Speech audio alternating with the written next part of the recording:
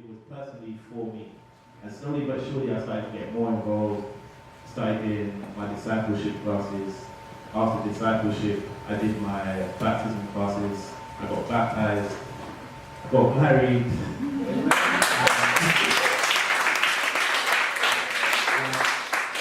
In the years since the last anniversary, God has showed me that He is a God of progression. Where I was when I started coming to church, I was in a job that probably wasn't secure. The company could have gone under any time. I had a kind of a meager, lowly status in the workplace.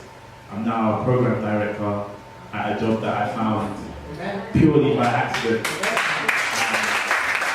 How I know that it's the church that set me up for this job. I work in the church now.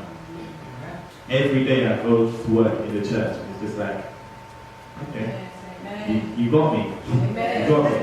Like you said, you can't run from God. If He wants to get you, He's going to get you. And He got me. And I was coming from a place that's just doesn't bear speaking about. So if anybody is on any kind of cusp of a decision about, I'm not sure if church is for me, or I don't know if church is where I'm supposed to be, it's 100% where you're supposed to be. Right? It's definitely where I'm supposed to be, and it's being shown to me in so many different ways. Yesterday my wife was ordained as an evangelist.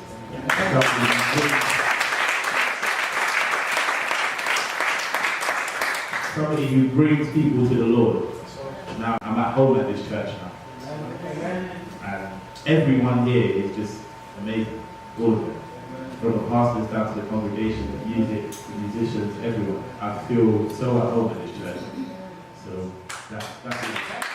I just want to say thank you, God, because I remember there was one time when I was in my bed about 7 years ago, okay? I was in my bed and I was saying, God, I just want to, I remember always listening to Joel Osteen when he would say, get yourself in a good Bible-based church. I promise you, your tomorrow will never be the same. And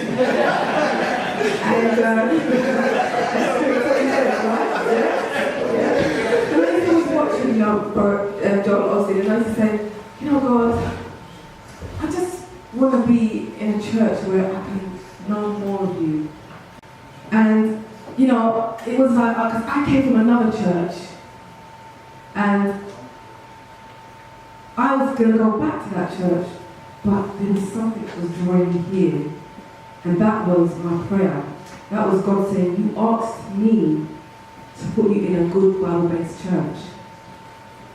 And He said, I promised you your tomorrow will never be the same. And it hasn't been the same. I've been troubled. I'm even troubled now, but I'm still singing to you, and I'm still singing to God, and I'm saying, because my tomorrow is not going to be the same. Right. Because I trust in the Lord, In this church is a good spiritual church. It isn't like no other church that I've been to. It's full of love, like Brother Danny said. It's full of the teachings. And I thank God because there's so much that I've learned. I thank you, God, for everything you've done to me. So I just want to give God the glory.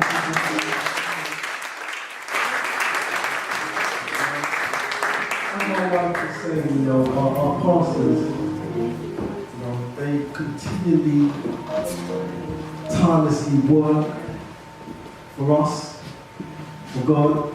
So can we just give our pastors a round?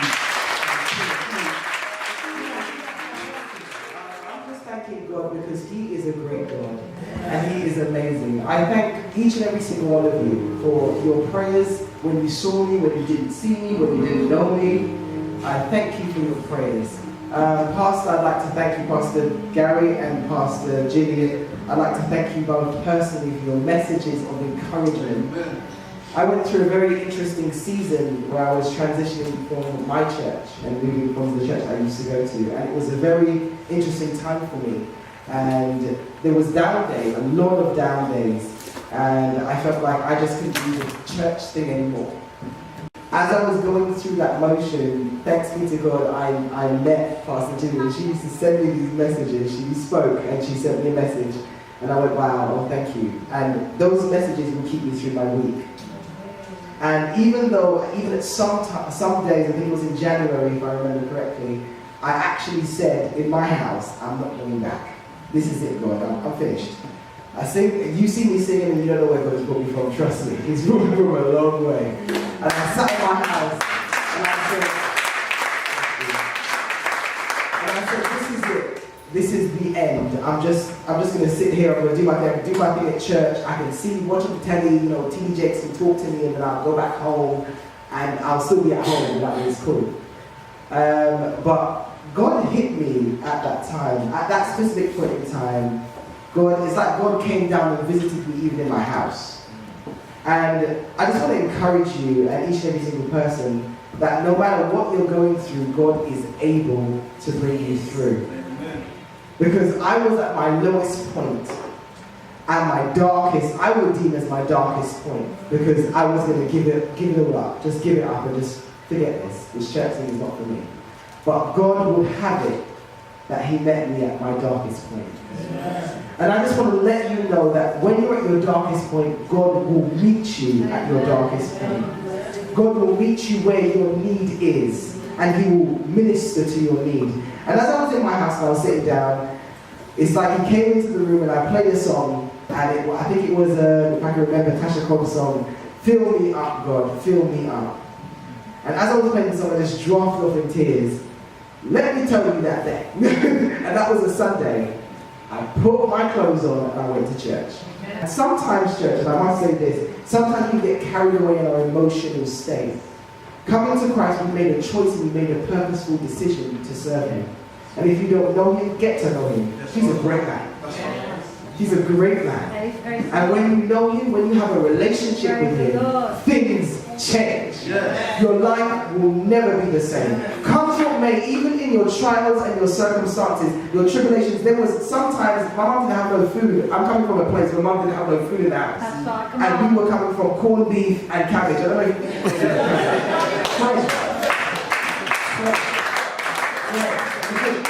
corned beef and cabbage. There wasn't even flour to cook no dumplings. But God is able. Amen. God is able to sustain you and God is able to keep you. And He will keep you all the way. And let me tell you, if you ever tried everything else, you can try gambling, I've tried it. You can try doing I've tried it and never won. You can try all manners of other things. But let me tell you, trying Jesus will never fail.